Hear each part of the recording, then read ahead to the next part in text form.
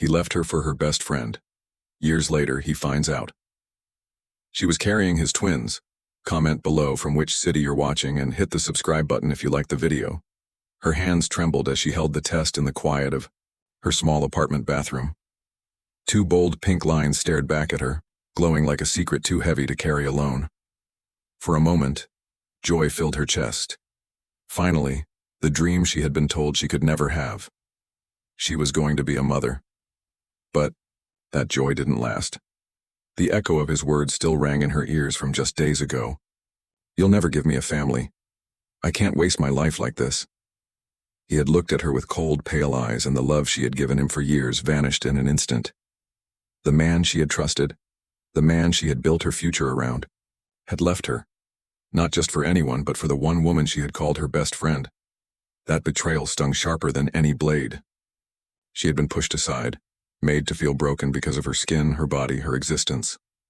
The whispers she had overheard from his family echoed in her mind, too.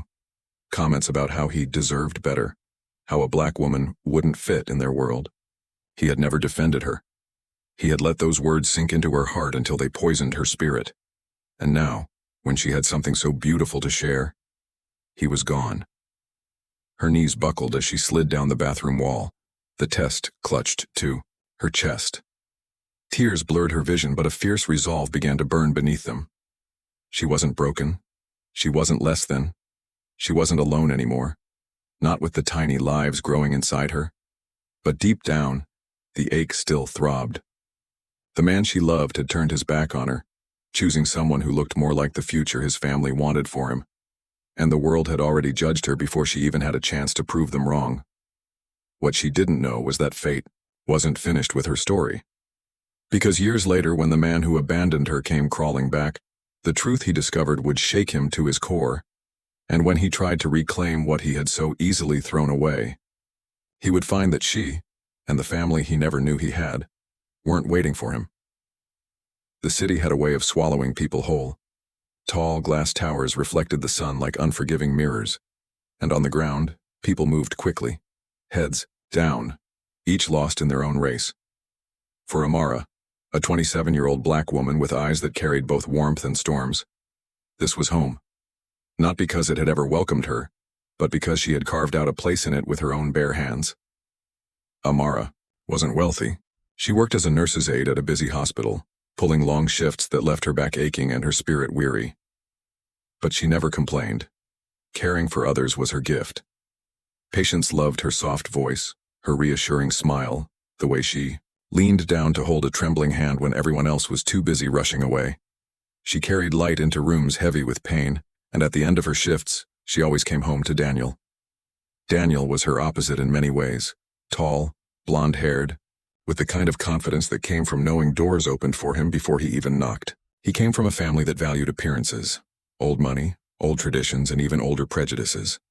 Yet when Amara met him, he had seemed different. He noticed her when others didn't. He laughed at her stubborn jokes. He whispered promises, under the city lights, holding her hand like it was the only thing tethering him to earth. For years she believed those promises. Their love hadn't been easy. At every family gathering she felt the weight of eyes on her skin, the cold politeness in the way his mother asked, "So, how's work?" As though being a nurse's aide was beneath them. His father rarely spoke to her at all, and when he did, it was clipped, as though every word was rationed. She had heard the whispers, how Daniel could do better, how he was throwing his future away. But Daniel always brushed it off. "Ignore them," he'd tell her, squeezing her hand. "You're all I want." Amara wanted to believe him. She did believe him. Because love, when you're desperate to be seen, has a way of blinding you to cracks in the glass. And then there was Claire. Claire had been Amara's best friend since college. A white woman with fiery red hair and a laugh that could fill a room. She was the kind of friend who always seemed larger than life. They had once been inseparable, late-night study sessions, shared secrets, and dreams scribbled on napkins. Amara trusted her like a sister. It was Claire who first introduced her to Daniel. "Amara, meet my friend from work," she had said at a dinner one evening, sliding into the booth with Daniel at her side. Amara remembered the way Claire's eyes sparkled when Daniel leaned over to shake her hand. Back then it hadn't meant anything. Back then it was just coincidence. The three of them became close. Movie nights, double dates, holidays spent together. Amara never noticed the way. Claire lingered a little longer in conversation with Daniel. Or maybe she noticed, but she chose not to see. Love makes us blind in more ways than one. For a time, things almost felt perfect. Daniel was talking about proposing. He had started using words like future and family. Amara dared to imagine herself in that world, despite knowing she'd always be seen as an outsider in his family's eyes.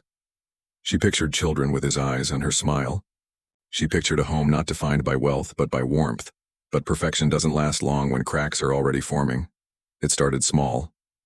A careless comment from Daniel. My mom just wants grandchildren. She thinks maybe it won't happen with us. He had said it casually, half smiling, but it pierced her heart. Why would she say that? Amara asked, forcing a laugh. Daniel shrugged. You know how she is. I mean, we've been trying for a while, right? Her chest tightened. They had been trying, and nothing had happened yet. But to hear it said aloud, to know his family was already questioning her worth, it stung. She brushed it off that night, but the doubt lingered. Then came the whispers she overheard when she walked into the room too soon. Daniel's mother telling Claire, he needs someone who can give him the future he deserves.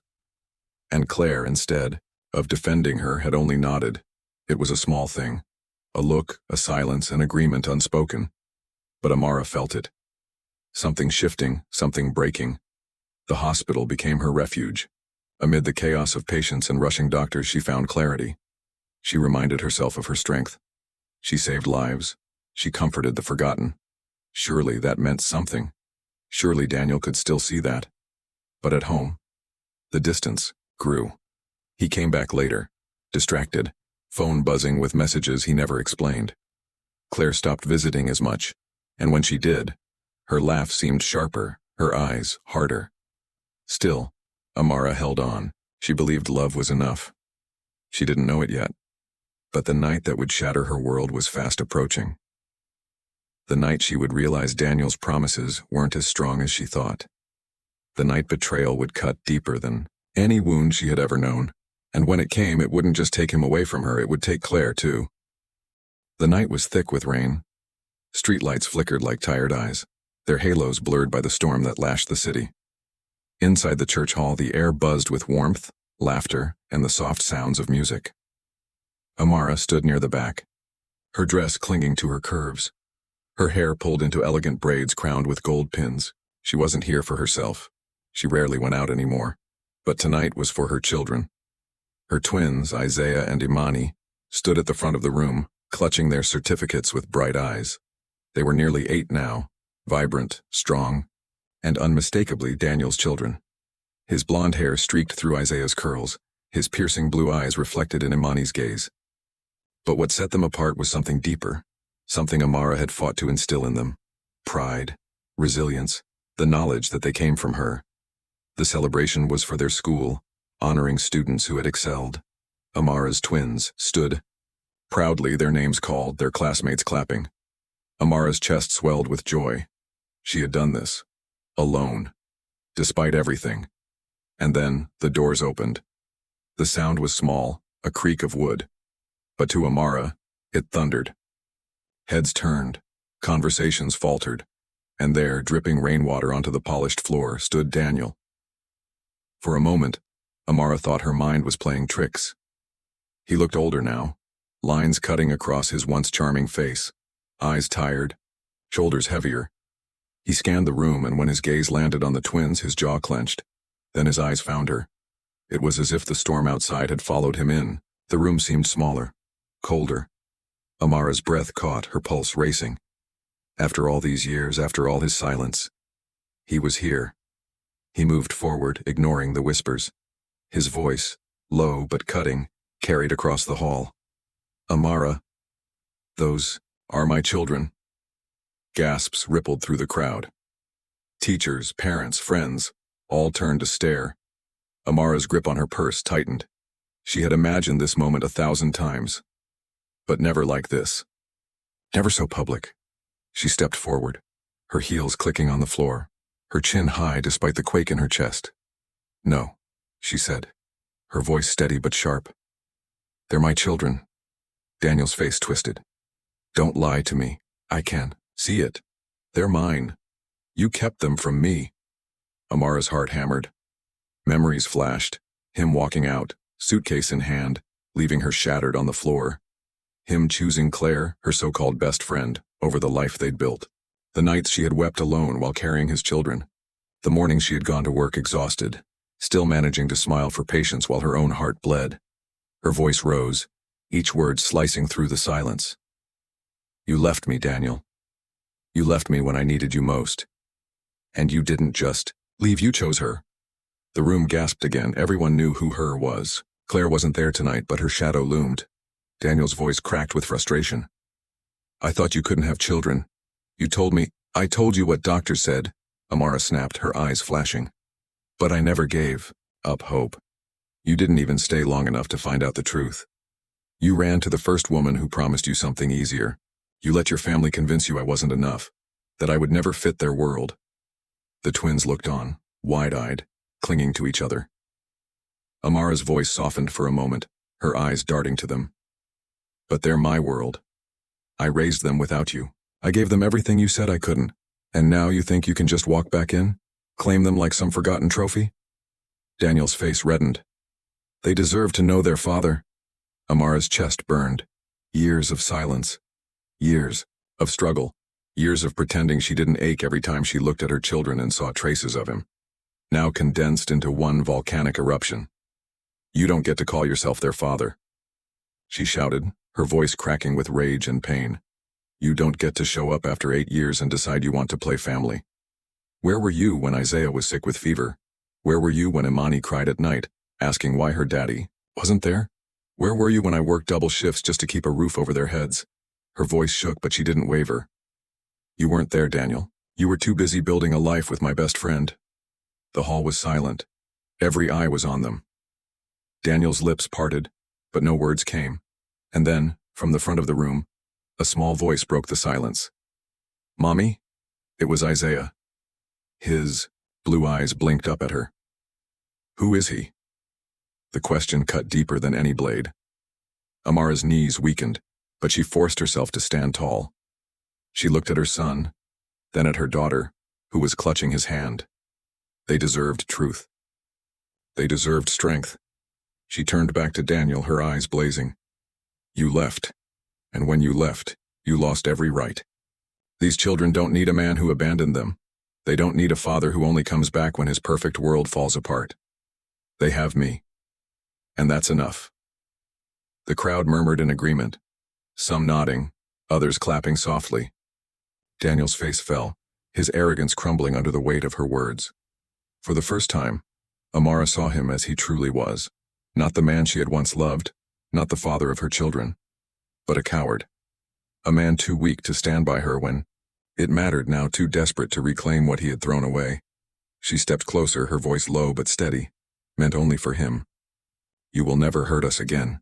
And with that, she turned her back. The hall erupted into applause, loud, fierce, unrelenting. The twins ran to her, arms wrapping tightly around her waist. She held them, tears streaming down her cheeks. Not of sorrow, but of victory. Daniel stood frozen, the storm outside rattling the windows. But he was no longer part of this story. Amara had written her own ending.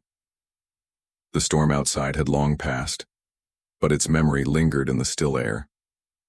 Inside, her small but warm apartment, Amara sat at the kitchen table, a cup of tea cooling in her hands. The twins were asleep in their room, their soft laughter from earlier now replaced by steady breathing and the occasional rustle of blankets. The echoes of the confrontation still rang in her ears, the gasps, the whispers, the applause. It had all felt like a dream, like a scene from someone else's life. But the weight in her chest reminded her it was real. Daniel had left the hall in silence, drenched in shame, unable to meet her gaze again. She hadn't seen him since, and for the first time in years she didn't care to. She had closed the door on him for good. The days that followed weren't easy. Gossip traveled fast. Whispers spread through the community, stories twisted and retold. But for every cruel tongue, there were kind ones. Parents she barely knew approached her in the street, telling her how proud they were, how her words had inspired them. Teachers praised her courage, holding her up as an example for other mothers. But more important than the applause was what happened within her own home. For years, Amara had shielded her children from the truth. She had raised them with love, with honesty where she could, but she had never spoken of their father in more than vague fragments. She had wanted to protect them from the pain, from the rejection she had endured. But after the confrontation, the questions came. Isaiah was the first. One evening, as he sat with his sketchbook, he asked quietly, "Mom, why did he leave?" Amara's throat tightened. She sat beside him, brushing his curls from his forehead. "Because he wasn't strong enough to stay," she said softly. "He let fear and pride guide him instead of love. But that doesn't mean you weren't wanted. You and your sister were always wanted, always loved." Imani, curled up on the couch with her favorite book, looked up. "So, he's not coming back?" Amara pulled them both close, her voice steady. "No, baby, he's not coming back. But that's okay. Because we don't need him to be whole. We already are." The twins nodded, and though the questions didn't vanish, their eyes shone with relief. They had their answer. They had their mother. And that was enough. Weeks turned into months. The rhythm of life returned. But something inside Amara had shifted. She was no longer the woman holding her breath, waiting for closure that never came. She had given herself closure. She had chosen her children, her peace, her future. And in doing so, she had freed herself from the chains of the past. One morning, she stood before her bathroom mirror, sunlight spilling across her face. She traced the lines at the corners of her eyes, the faint scars of years of exhaustion and heartache. For so long, she had looked in that mirror and seen loss, betrayal, and shame staring back. But now, she saw strength. She saw resilience. She saw a woman who had been left for broken and had rebuilt herself piece by piece. Her reflection smiled back. The world hadn't stopped trying to remind her of where she came from. Discrimination didn't vanish with one powerful speech, nor did prejudice dissolve overnight.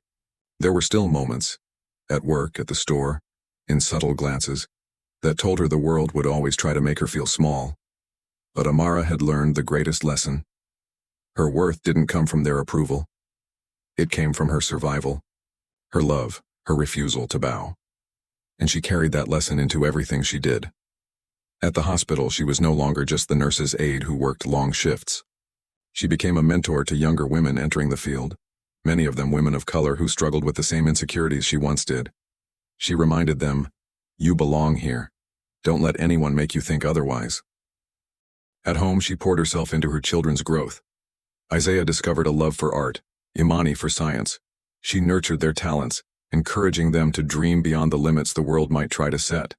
She wanted them to know their story would never be defined by abandonment but by resilience. And then one evening, life circled back.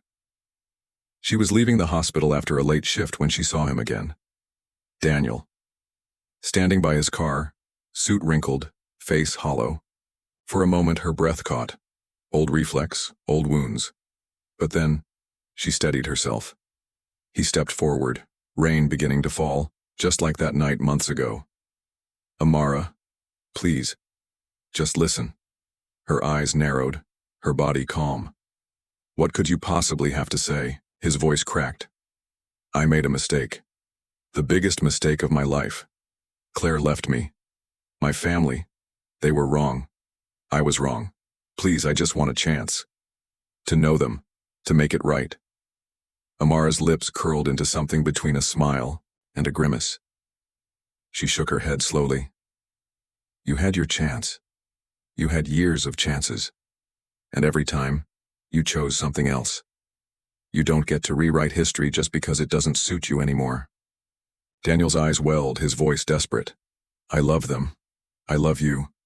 Amara's laughter was soft, bitter, but not cruel. "No. You loved what I gave you. Comfort, loyalty, forgiveness. But when life tested you, you proved you didn't love me enough to stay. And now it's too late." The rain fell harder, soaking them both. Daniel's shoulders slumped, his last shred of pride dissolving into silence. Amara stepped past him, her keys tight in her hand. her voice firm but final. "You will never hurt us again." And with that, she walked away, her heels echoing against the wet pavement. Each step a punctuation mark on a chapter closed forever. When she arrived home, Isaiah and Imani ran to her, arms wide, voices bright. She gathered them close, inhaling, the scent of their hair, the warmth of their bodies. This was her life. This was her love. This was her victory. The world had tried to break her. Daniel had abandoned her. Claire had betrayed her. His family had dismissed her. But she had won. Not by revenge, not by bitterness, but by choosing herself. Her story was no longer about loss. It was about legacy. Years later, when her twins stood tall as adults, confident, accomplished, unshaken by the ghosts of the past, they would remember the night their mother stood in a hall full of strangers and declared the truth. They would remember the strength in her voice, the fire in her eyes, and they would know they came from a woman who refused to bow, even when the world demanded it. And Amara, sitting in the front row of their graduation, would smile through tears, knowing that every battle, every scar, every sleepless night had been worth it, because in the end the man who thought she couldn't give him a family had been wrong. She had given him something greater, a legacy that would outlive them all.